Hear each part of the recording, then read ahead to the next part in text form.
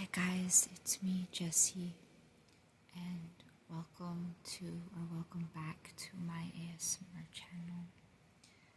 Today, I'm gonna read you a bedtime story.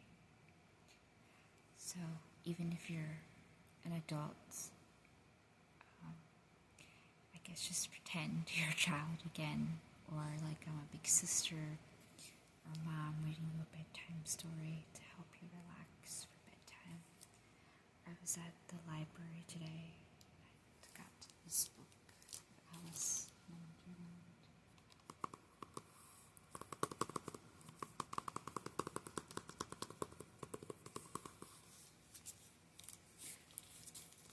So I'm gonna start reading it now.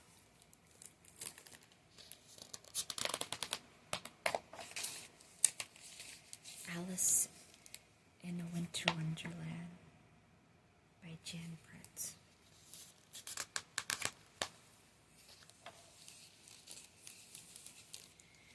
Dreamily, Alice's eyes fluttered open when a white rabbit scampered by, exclaiming, I'm late, I'm late. He hippity-hopped out of sight on the Alaskan glacier.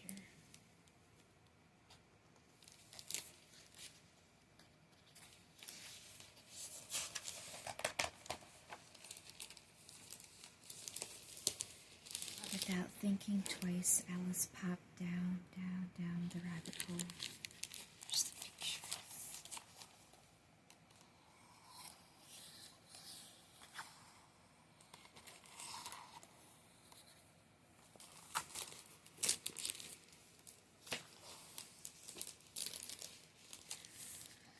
Plump, she landed on a great pillow of moss. Alice saw a tiny door that looked out into a hidden world. It seemed a little bit right, but a little bit wrong. I'm too big to fit, she thought, sobbing. Through her tears, she saw a small jug marked Drink Me. The nectar tasted of bumblebee honey. All at once, she started growing smaller and smaller.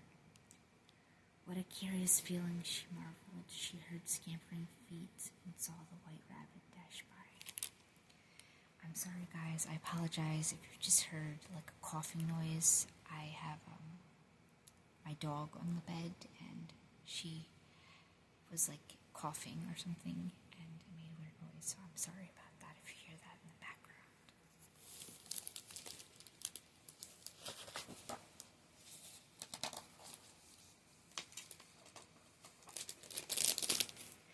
Alice rushed to follow him, but her foot slipped. Splash! Now tiny, she fell into a pool of salt water. The tears she wept when she was so much larger. All kinds of outlandish creatures had fallen into the pool as well.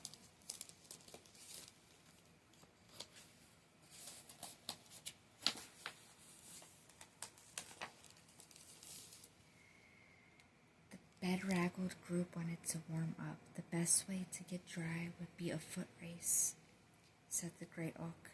The creatures ran in every direction until they were dry.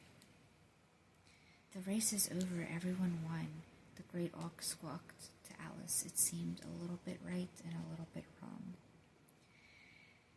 Then off went the creatures toward a tunnel and the glacier. Of course, Alice followed along.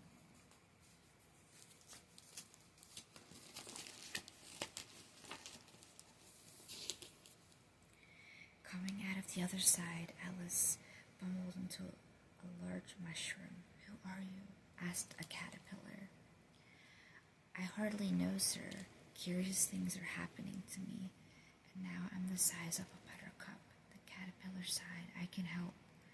One side of my mushroom will make you smaller, and one side will make you taller. Off she marched. A log cabin appeared before her. She nibbled a bit of mushroom until she was just the right size to go visiting. At the doorway, was that a fish bringing a letter to a frog? Alice had to find out. Inside the cabin, the air was filled with clouds of pepper and objects were flying all around. A goose was holding a sneezing, howling baby bundled in a blanket. In the midst of it all crouched a large, grinning skeleton. "Why does your cat smile like that?" Alice asked. "That's not my cat," the goose insisted, plunging the babies into Alice's arms. "I must go play crochet with the queen."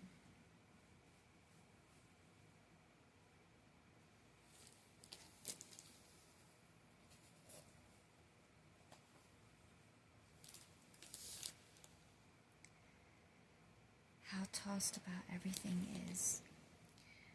Though Alice, peering into the bundle, she saw a very hairy nose and long prickles, the baby was a porcupine.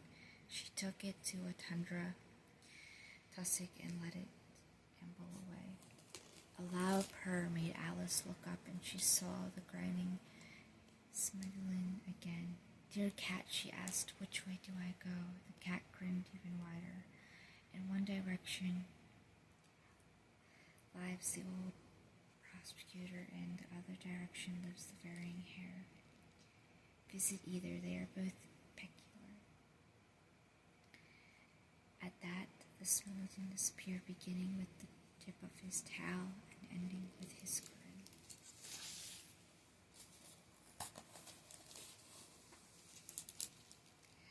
Alice came upon an ancient log set for tea. Both of the old prospector and the varying hare were there. When they spotted Alice, they sing-songed, "No room, no room, no nonsense," Alice said bluntly, and she sat down anyway. The tea party made no sense at all. Flapjacks actually flapped, and a sleepy pika squeaked in the teapot. The old prospector and the varying hare moved from seat to seat, talked in riddles, and then bleated out a song. Completely out of tune, huffled Alice. She rescued the pika and followed tracks in the snow into a waterfall.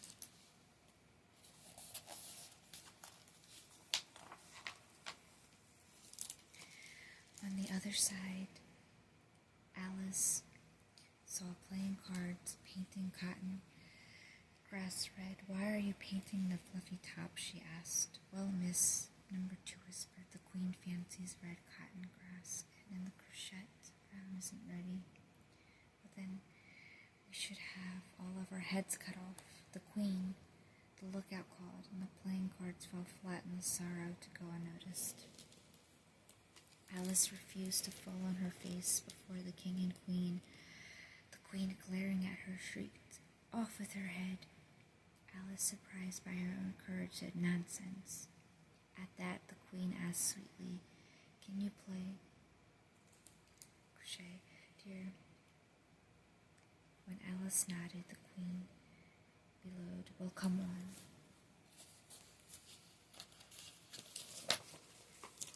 What a puzzling game, Alice thought. The crochet mallet was a bird. Lemmings rolled into balls, and playing cards posed as wickets. No one waited for turns. The lemmings unrolled and scurried away. All the while, the queen never left off ordering, "Off with their heads." The king followed behind, whispering, "Your pardon." The air started shimmering, and the grinning cat appeared. Alice told him all about the topsy-turvy game and how she had enough of it. She stopped talking when the queen approached. "Have you seen the mock turtle yet?" the queen demanded. When Alice shook her head, the queen yelled, "Come on, come on." She herded Alice toward a greyhound asleep in the sun. "Up, you lazy thing," the queen prodded him. "Take this young lady to see the mock turtle and hear the history." The greyhound led her to a stony beach. The mock turtle was somewhat like a turtle and somewhat like something else from what Alice could gather. The mock turtle and the grapevine were old school chums, and they went out on about their schooling, which had been held at the bottom of the sea. They laughed and cried as they talked about studying, reading and writing, arithmetic and mysteries, and oceanography and drawing. Alice stood there puzzled and thought, "It sounds almost right and not exactly wrong."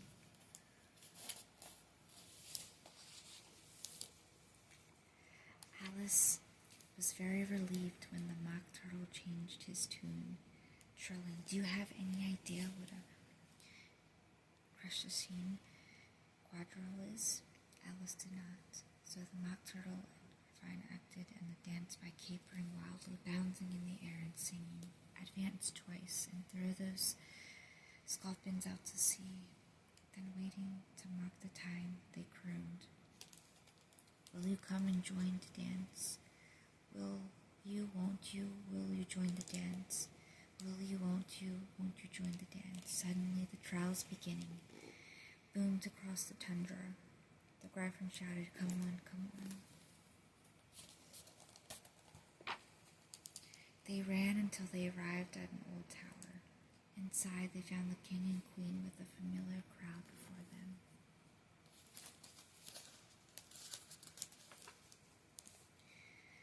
The room looked like a court of justice, and the White Rabbit led the proceedings. "Here we have not refreshment but the evidence. These tarts were stolen," he proclaimed. The jury gasped, and she wrote stolen tarts on her slate. Alice watched after witness be called. All so nervous they could hardly squeak. Suddenly, the foghorn blasted "Rump," and the White Rabbit called out, "Alice." Alice popped out of her seat. She had the strange sensation that she was too large for the room. "This is getting curiouser and curiouser," she thought. As she moved toward the witness box, she couldn't help but knock into the drawer, saying, "Terribly sorry," and "Beg your pardon," as she went. The king took off hooting, "Order in the court, and all person over a mile high must vacate the court at once," and then looking right at Alice, "Just go away." Alice refused to be bossed around and bullied that way. "Stuff and nonsense," she retorted. As expected, the queen roared, "Off with her head," to which Alice parried back, "We'll see about that." The White Rabbit blew his foghorn again and proclaimed, "We have new evidence." He read, "The Knave of Hearts, he stole tarts and carried them through the sway. The Queen of Hearts, she spied the tarts and hid them all away. The King of Hearts, he found the tarts and brought them here today. Let's eat the tarts, forget the rest, and say to all fair play."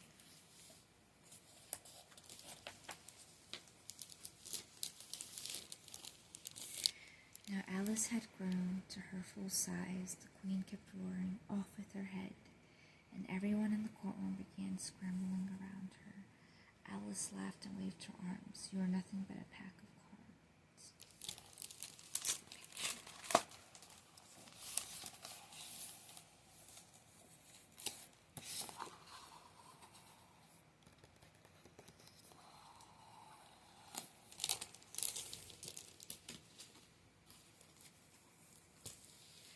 Alice startled awake to find a breeze blowing and her sisters playing cards fluttering around her.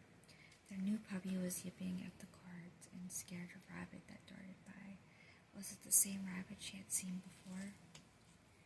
Alice shrugged and rubbed her eyes, puzzling over everything she had seen. It all seemed a little bit bright and a little bit wrong, but it was certainly wonderful. Then she and her sister climbed into their sledge and headed home with their puppy.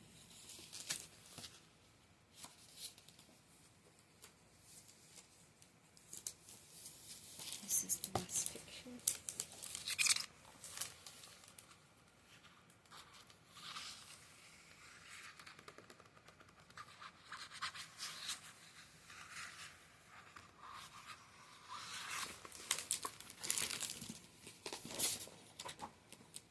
The end. I hope you guys enjoyed that, and if so, please subscribe to my channel, and I'll see you on my next video. Bye.